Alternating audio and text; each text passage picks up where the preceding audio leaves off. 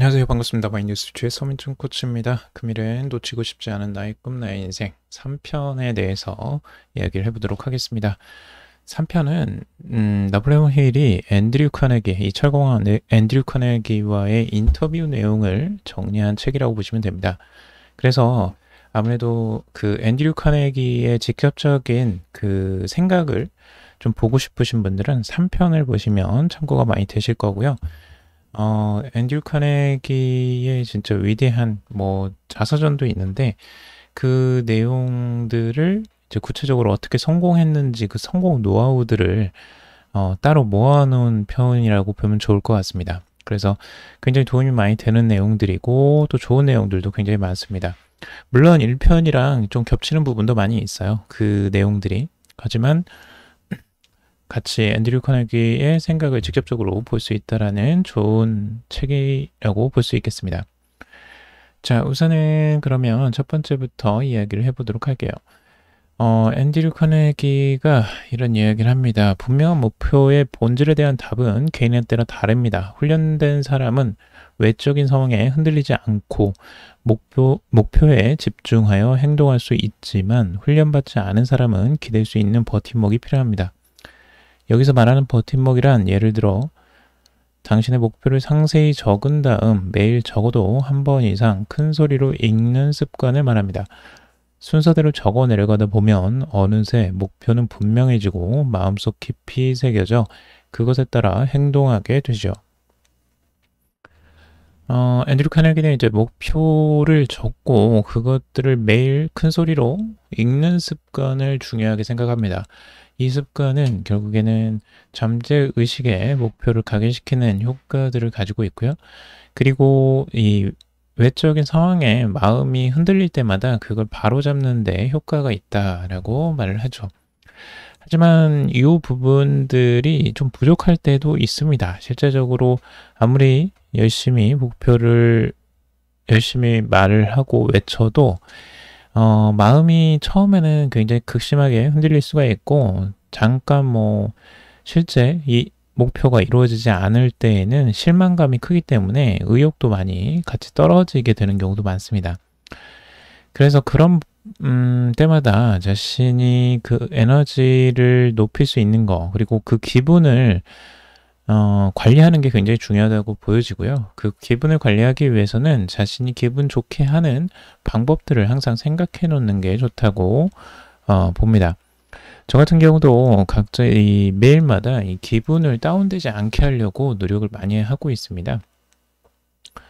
과거에는 우울감이나 이런 부분이 자주 이제 찾아올 때에는 굉장히 부정적인 생각들도 많이 있었는데 그런 생각을 하지 않기 위해서 기분을 좋게 하는 방법들로서 우선은 아침에 일어나서 그 기분 좋게 찬물 샤워 같은 것들을 하고요. 그리고 기분 좋은 음악을 듣는 것도 좋은 방법입니다. 그리고 아침에 좋아하는 책들, 뭔가 긍정적인 책들 있잖아요. 힘을 주는 책들을 같이 읽는다거나 아니면 자신이 진짜 좋아하는 음식들을 이제 먹는 거. 그리고 진짜 자신에게 긍정적인 영향을 주는 이제 친구들과 연락을 하거나 같이 만나는 거. 이런 것들도 굉장히 좋은 방법이라고 할 수가 있겠죠. 그래서 각자 자신만의 기분을 좋게 만드는 방법들을 같이 생각해보고 그걸 매일마다 실행하는 게 중요하다고 보여집니다. 그래서 기분이 다운될 때마다 그걸 관리하는 방법들을 스스로 찾아보시면 도움이 많이 되실 거라고 생각이 들고요. 그리고 다음은 보통 사람이라면 모두 천재성을 가지고 있는데 이는 일종의 노력과 같은 것으로서 개인의 선호도, 타고난 성격의 특성과 야심에 의해 좌우됩니다. 이 같은 천재성을 근사치로 표현한 말이 강박적인 욕구로 어떤 한 가지 일을 잘하면서도 독창적으로 행동하기를 즐겨하는 것을 가리킵니다. 이 점에서 볼 때 천재성이란 단지 계획적으로 개인의 노력을 지속하는 문제입니다. 라고 말을 했습니다. 그러니까 천재성이라는 건 우리가 어떤 천재, 타고난 능력을 가지고 있는 그 천재들만이 가지고 있는 거라고 우리는 좀 생각을 하죠. 저도 어릴 때는 그렇게 생각을 했던 것 같아요. 진짜 머리 좋은 사람들, 천재들은 보면은 정말 외우는 거, 기억력도 너무나 좋고, 그들의 공부를 따라갈 수가 없겠더라고요. 그래서 와, 진짜 천재들은 이길 수가 없는가 보구나 이런 생각을 한 적도 있었는데, 근데 시간이 지나보면서 이런 생각이 들었어요. 각자 개인들이 가지고 있는 능력들이 분명히 있고 그것들을 오랫동안 갈고 닦으면서 능력은 향상이 될 수 있다라는 걸 좀 알게 되었던 것 같습니다. 그래서 시간이 좀 오래 걸리더라도 천재들은 물론 빨리빨리 할 수 있겠죠. 타고난 천재성을 가지고 있는. 하지만 그게 어느 정도 자신의 개인적인 노력과 그리고 명확한 목표를 가지고 있는 사람이라면 흔들리지 않고 계속 간다면 결국에는 그 천재성은 발휘될 수밖에 없다라는 거죠. 자신 안에 숨겨져 있는 그런 능력들은 결국에는 빛을 발하게 될 때가 분명히 온다는 거죠. 그래서 저 같은 경우도 뭐 강의를 하거나 이럴 때 보면 처음에는 굉장히 어설프고 그 말도 더듬기도 하고 그랬습니다. 근데 시간이 지나면서 이게 차츰 익숙해지고 자주 하면 할수록 이게 실력이 늘어난다는 걸 개인적으로도 느끼게 되었어요. 근데 말을 하는 것들이 편안해지면서 제가 하고 싶은 말들을 마음대로 할 수 있다라는 걸 알게 되었습니다. 그래서 이게 얼마나 내가 자주 반복해서 나를 개선하려고 하느냐에 따라서 내 실력이 실제적으로 향상이 될 수 있겠구나 이런 감을 얻었던 것 같습니다. 그래서 결국에는 자신이 원하는 만큼 그 천재성은 분명히 개인적으로도 누구나 개발을 할 수 있다라고 생각하게 되었습니다. 자, 그리고 학교를 졸업한 사람은 많지만 진정한 의미의 교육을 받은 사람은 적은 편입니다. 진정으로 교육받은 사람은 자신의 마음을 다루는 법을 알고 있으며 이를 통해 다른 사람의 권리를 침해하지 않고 자신이 바라는 것들을 얻을 수 있습니다. 그러므로 교육이란 단순한 지식의 획득으로 생기는 것이 아니라 경험과 신념에 의해 생기는 것입니다. 유용한 형태로 표현되지 않은 지식은 가치가 없습니다. 개인의 독창성은 성공의 필수 항목으로서 중요성을 갖는 것입니다. 우리가 교육에 대해서 한번 생각을 해보게 만드는 구절인데, 우리가 교육은 학교에서만 배우는 게 교육이라고 생각을 하는 경우가 많습니다. 그래서 학교를 졸업하면 더 이상 공부를 하지 않아도, 교육을 받지 않아도 된다라고 생각을 하는 경우가 많은 것 같습니다. 하지만 실제 제가 사회생활을 해보면서 많이 느끼는 거지만 그 학교에서 배우는 교육이라는 건 결국 한계가 있다는 걸 많이 느껴요. 이론적인 부분들보다 이 실용적인 부분이 굉장히 부족한 거죠. 사회를 살다 보면 사람들과의 관계도 굉장히 중요하고요. 어떻게 내가 그 실제 거래를 할 건지 이 거래에 대한 것도 중요하고요. 그리고 돈에 대한 공부도 필요합니다. 하지만 이거 학교에서 아무것도 가르쳐 준 적이 없어요. 실제적으로. 그렇기 때문에 사회에 나와서 공부를 해야 되는 내용들이 많습니다. 그리고 그것들을 활용했을 때 사회에서 훨씬 더 가치가 있게 된다는 걸 알게 되었어요. 결국에는 학교 공부보다 오히려 졸업하고 사회에 나와서 하는 공부들이 더 중요할 수 있겠다라는 생각을 했고, 그때 또 중요한 공부가 마음 공부라는 것들을 또 알게 됐는데요. 결국엔 내 마음에서 모든 것들이 시작되기 때문이고 그 마음에서 목표나 신념들이 나오기 때문이죠. 그런 것들이 결국에는 내가 원하는 것들을 이루는데 가장 주요하고 가장 핵심이기 때문에 그런 부분을 우리가 공부를 하고 실제 활용을 해봐야 된다라고 생각을 하게 되었습니다. 그래서 결국에는 우리가 삶에서 중요한 공부는 결국엔 졸업 이후에 학교를 졸업하고 나서 하게 되는 게 아닐까라는 생각을 합니다. 그래서 우리가 뭐 책도 읽어야 되고 그리고 좋은 스승을 또 만나는 것도 중요한 것 같고요. 자, 그리고 다음입니다. 나폴레옹 힐이 이렇게 말합니다. 개인의 욕구가 모든 성공의 시작점이라는 말씀인가요? 네, 그래서 앤드류 카네기가 이렇게 답하죠. 그것은 명백한 사실입니다. 목표가 정확하다는 것이 바로 욕구의 결과입니다. 욕구에 사로잡히면 정확한 목표를 통해 가시적인 것으로 바뀌게 됩니다. 따라서 욕구란 모든 개인의 성취의 출발점입니다. 제가 아는 한 욕구만큼 강력한 동기는 없습니다. 라고 말을 했습니다. 인간의 욕구라는 거는 결국엔 모든 행동의 시작점이라고 할 수가 있겠죠. 우리가 이 욕구를 많이 좀, 그, 뭐라고 할까요? 업신여기 있다고 할까요? 욕구 자체를 별로 안 좋은 거라고 생각을 많이 하는데, 욕구는 행동을 하게 만드는 중요한 동기입니다.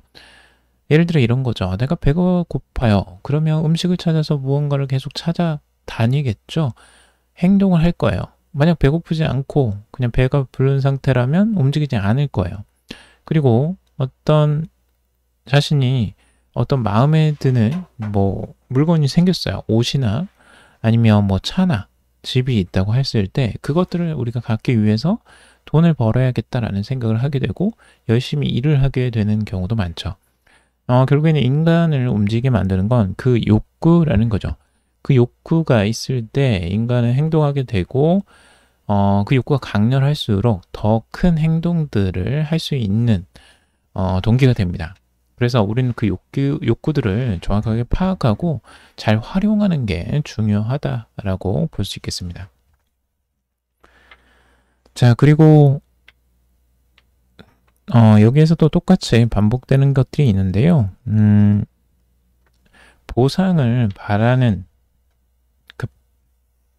보상을 바라지 않는 습관이 이 독창성이라는 중요한 자질을 발달시킨다라고 합니다.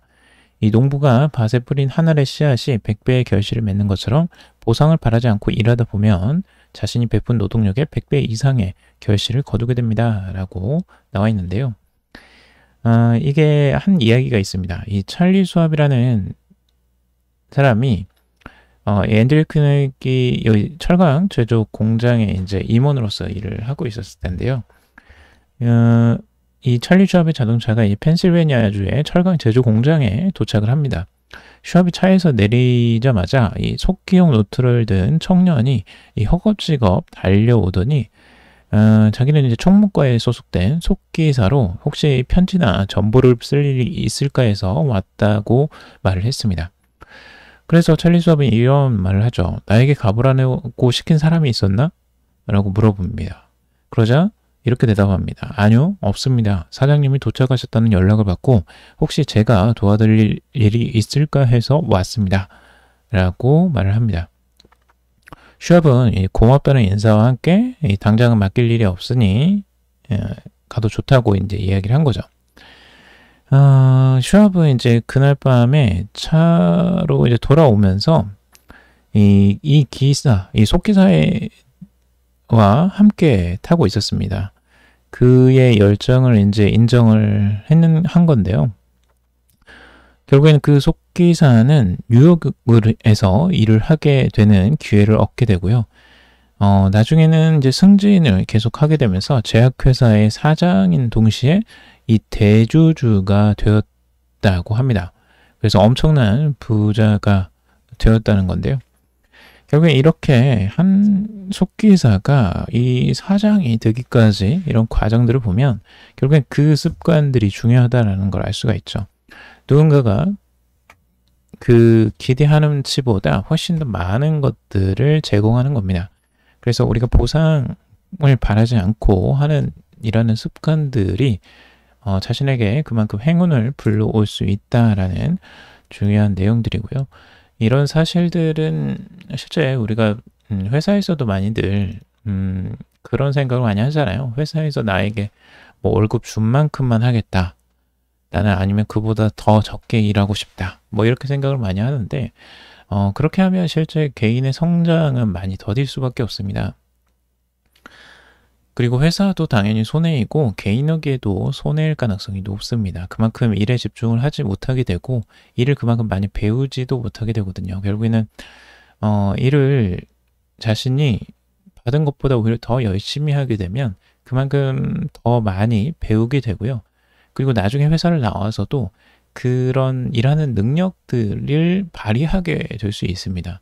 다른 데 이직을 하더라도 그 능력은 충분히 활용할 수가 있고요. 그래서 그게 손해라고 생각할 필요가 없고 오히려 자신에게 자신의 기술을 개발하는 좋은 기회다라고 생각을 하면서 일을 하면 훨씬 더 좋은 기회를 얻게 될 겁니다.